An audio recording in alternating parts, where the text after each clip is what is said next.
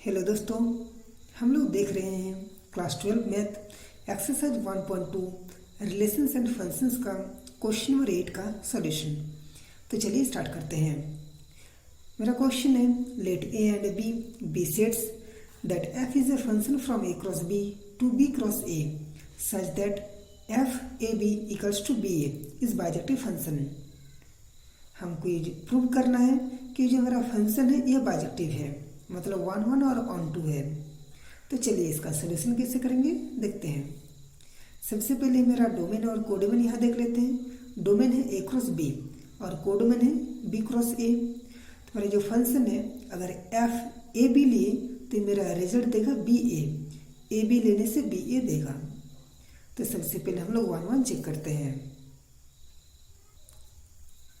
तो 1 1 फंक्शन के लिए कंडीशन लिखेंगे कि if f x equals to f y then x equals to y. हम जानते हैं कि अगर f x equals to f y let करने के बाद x equals to y prove हो जाता है तो मेरा जो फंक्शन है वो 1 1 होता है। तो सबसे पहले हम एक्स और वाई दो एलिमेंट ले लेंगे और वो ए क्रॉस बी मतलब डोमेन में लाई करेगा। ए क्रॉस बी डोमेन में हम लोग लिखेंगे let f x equals to f y. F x को का जो एलिमेंट है ये a1 b1 लेंगे और एफ वाई में जो एलिमेंट लेंगे वो a2 b2 लेंगे। तो अगर a1 b1 लेंगे तो इसका रिजल्ट देगा बी ए। अगर ए बी लिए तो बी ए देगा। अगर a1 b1 लिए तो b1 a1 देगा।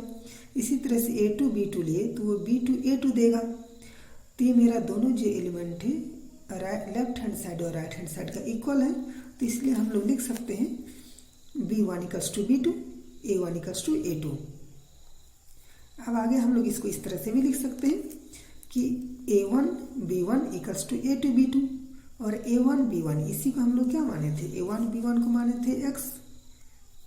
a1 b1 को x लेट किए थे, a2 b2 को क्या लेट किए थे, y। तो इस तरह से मेरा x इक्वल्स टू y ये प्रूव हो गया। तो f x equals to f y let करने के बाद x equals to y prove हो गया।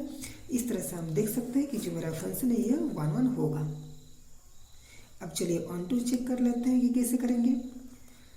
मेरा जो कंडीशन है ऑन टू का, अगर f x equals to y ये प्रूव हो जाता है तो मेरा फंक्शन जो ऑन टू होता है। तो सबसे पहले एलिमेंट लेंगे वाई और वाई इक्वल्स टू क्या लेंगे, बी ए। तो वाई इक्वल्स टू बी ए लिए और वाई, तो सबसे पहले हम लोग जो एफ एक्स है, एफ एक्स जो फंक्शन है इसको लेंगे। तो एफ एक्स इक्वल्स टू मेरा ए बी था और अगर ए बी था तो मेरा वो रिजल्ट क्या देगा, बी ए देगा। और बी ए को ही हम लोग क्या लिख सकते हैं, वाई लिख सकते हैं, बी ए को वाई लिख सकते हैं। इस तरह से मेरा एफ एक्स जो है वाई के बराबर हो गया। तो इसलिए मेरा ये जो फंक्शन है ऑन टू भी होगा। इसलिए हम देख सकते हैं कि मेरा जो फंक्शन है यह 1 1 और ऑन टू दोनों है, इसलिए मेरा ये फंक्शन बाइजेक्टिव होगा। Thank you.